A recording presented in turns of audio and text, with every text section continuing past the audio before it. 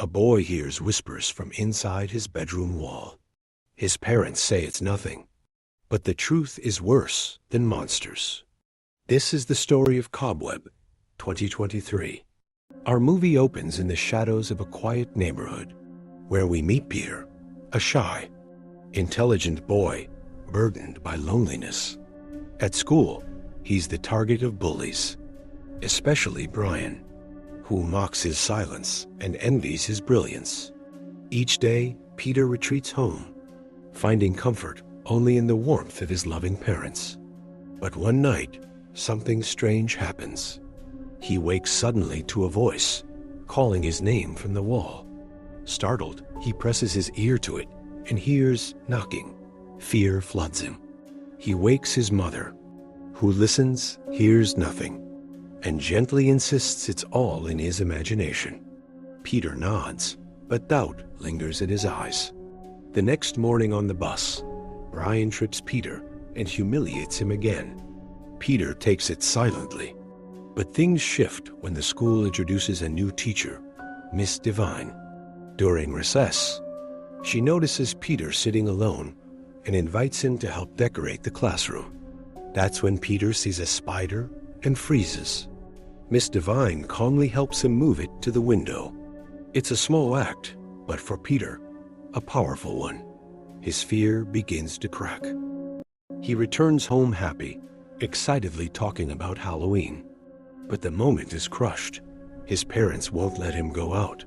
His mother says it's too dangerous. His father reveals the truth. Years ago, a neighborhood girl vanished on Halloween night. No trace was ever found. That's why they're so protective. Peter understands, or tries to. That night, he hears the voice again. It's a girl, soft, eerie, familiar. She comforts him, tells him she looks strange because she's been trapped in darkness for years. Curious and scared, Peter peers through a hole in the wall and sees an eye staring back. She whispers, "I'm your sister. They locked me away." Peter recoils in disbelief. His kind, overprotective parents? The girl tells a darker story of a friend she once trusted, who tried to help her escape. Their mother found out, killed the friend, and sealed her away. Haunted, Peter withdraws further. At school, while carving pumpkins, Miss Divine praises his creativity. But Brian, jealous again, smashes Peter's pumpkin. Peter runs home, humiliated. That night, the voice returns, angrier, more persuasive. She tells Peter he's strong, that he deserves justice. Peter listens. The next day, when Brian offers a peace gesture with a new pumpkin, Peter doesn't forgive.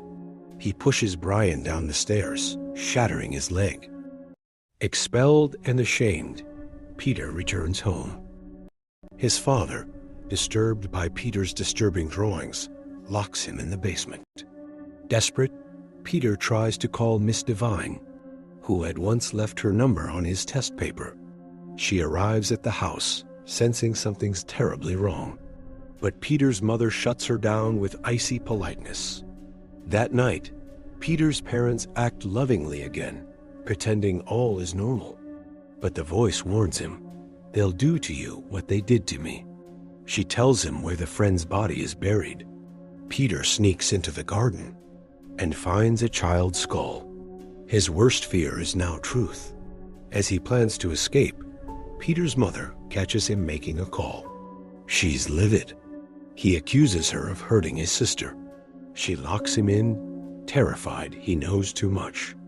Later, his father lures him to the garden under the guise of teaching him about rot and decay. It's clear now they plan to silence him forever. Halloween arrives. At dinner, Peter sits still. His father takes a bite and tastes. Something strange, cinnamon. His face drops in realization. Rat poison. He demands help, but the phone line is cut. Blood pours from his mouth. He collapses dead. His mother grabs a knife. A violent chase begins. Peter runs, but she catches him, only to vomit blood and fall, impaled by her own weapon. Gasping her final words, she warns him, "Don't open the door. Don't release her." But it's too late. Peter takes the key and unlocks the hidden compartment. The wall creaks. A horrific figure emerges, twisted, with moldy skin and jagged nails. She laughs. The sister is free. Peter runs, terrified, but she follows. Her voice now guttural and venomous. "You were loved. I was thrown away." Suddenly, Brian and his older brothers arrive, hoping to get revenge. They walk into a slaughter. One is decapitated, another devoured. The rest don't stand a chance. The sister is a monster unleashed. Peter hides under his bed. She finds him, laughs, locks him in the same place she once called prison. Miss Divine, now suspicious, returns. She finds the door open, blood on the floor, and a whisper of movement. She's attacked, but escapes, hides in Peter's room, and hears him calling. He pleads for help. Divine breaks the wall and finds him. They sprint toward the door, but the sister drags Peter back inside and slams it shut. Determined, Divine sneaks back in. In the basement, she hears Peter. Just before she reaches him, the sister reappears. A final showdown erupts. Peter grabs the sister's hair. Divine strikes her again and again. Finally, they force her back into her cage. But her smile never fades. "You'll never escape me," she hisses. "I'll be in every knock, every whisper, every nightmare." And that's where the nightmare ends. For now. If you liked it, hit like and subscribe. Let us know in the comments what you'd do if you heard a voice through your wall.